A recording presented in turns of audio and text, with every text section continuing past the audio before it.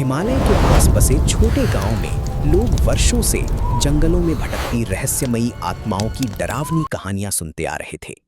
गौरव बचपन से गांव के बुजुर्गों द्वारा सुनाई जाने वाली आत्माओं और भूतों की डरावनी कहानियां सुनकर बड़ा हुआ था। गांव वाले बताते थे कि रात होते ही सफेद साड़ी वाली आत्मा जंगलों और पुराने सुनसान घरों में दिखाई देती थी। गौरव के दोस्तों ने उसे गांव के बाहर स्थित पुराने सुनसान घर में जाकर रात बिताने की चुनौती दी थी।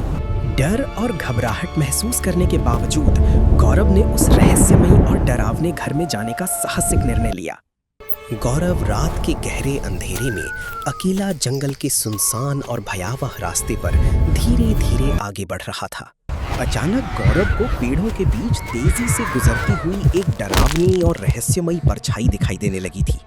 जंगल के बीच बहती नदी पार करने के लिए गौरव को पुराने और टूटे हुए लकड़ी के पुल से गुजरना पड़ा। घने जंगल के बीच अचानक किसी अनजान आवाज ने गौरव के मन में गहरा डर और बेचैनी भर दी थी। घने जंगल के बीच स्थित वो पुराना सुनसान घर दूर से ही बेहद डरावना और रहस्यमयी दिखाई दे रहा था। घर के बाहर बने अजीब निशानों और पैरों के चिन्हों को देखकर गौरव के मन में भय बढ़ने लगा था। गौरव ने कांपते हाथों से पुराने घर का भारी दरवाजा खोला और धीरे धीरे अंदर प्रवेश किया था। घर के अंदर चारों ओर गहरा अंधेरा, टूटे फर्नीचर और मकड़ी के पुराने जाले फैले हुए दिखाई दे रहे थे। अचानक ऊपर की मंजिल से किसी की धीरे धीरे चलने जैसी डरावनी आवाजें सुनाई देने लगी थी। दीवार पर लगी पुरानी तस्वीर अचानक अपने आप हिलने लगी, जिससे गौरव पूरी तरह घबरा गया था। डर से कांपने के बावजूद गौरव धीरे धीरे सीढ़ियां चढ़ते हुए ऊपर जाने का साहस जुटाने लगा। गौरव ने पहली बार सफेद साड़ी पहने एक डरावनी आत्मा की धुंधली परछाई अपने सामने देखी थी। सफेद साड़ी वाली आत्मा अचानक घने अंधेरे और धुएं के बीच रहस्यमयी तरीके से गायब हो गई थी। ऊपर बने बंद कमरे के भीतर से लगातार अजीब आवाजें आने लगी, जिससे गौरव का डर और बढ़ गया था। कमरे के अंदर गौरव को एक पुरानी डायरी मिली, जिसमें कई डरावने और रहस्यमयी रहस्य लिखे हुए थे।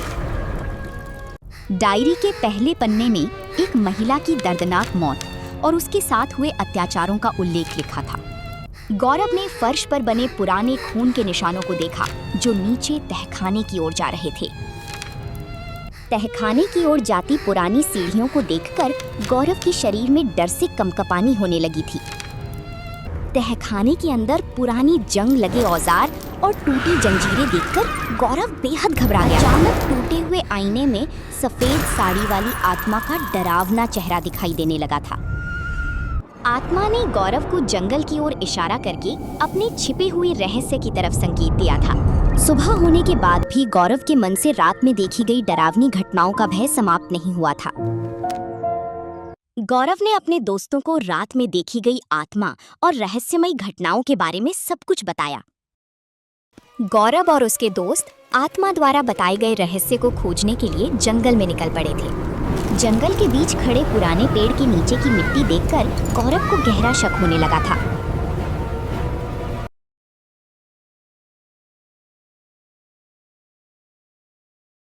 गौरव और उसके दोस्तों ने डर के बावजूद पुराने पेड़ के नीचे की मिट्टी को खोदना शुरू कर दिया था। मिट्टी के नीचे दबा हुआ इंसानी कंकाल देखकर गौरव और उसके दोस्त भय से कांपने लगे थे। आत्मा फिर से गौरव के सामने प्रकट हुई और शांत भाव से उसे धन्यवाद देने लगी थी। गौरव ने तुरंत गांव की पुलिस को जंगल में मिले कंकाल और रहस्यमयी घटनाओं की जानकारी दी थी।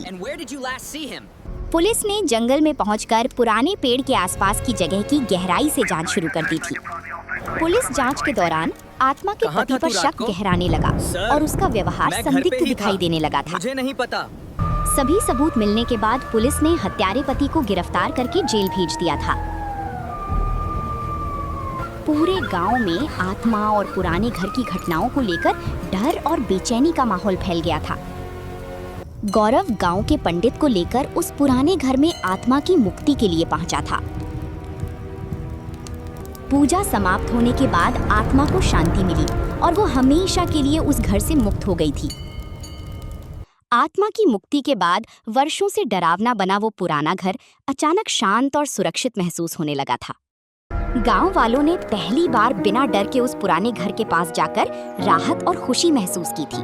गांव वालों ने गौरव की बहादुरी की प्रशंसा करते हुए उसे पूरे गांव का सबसे साहसी लड़का माना था। गौरव ने पुरानी डायरी को सुरक्षित रख लिया ताकि भविष्य में कोई उस रहस्य को भूल न सके।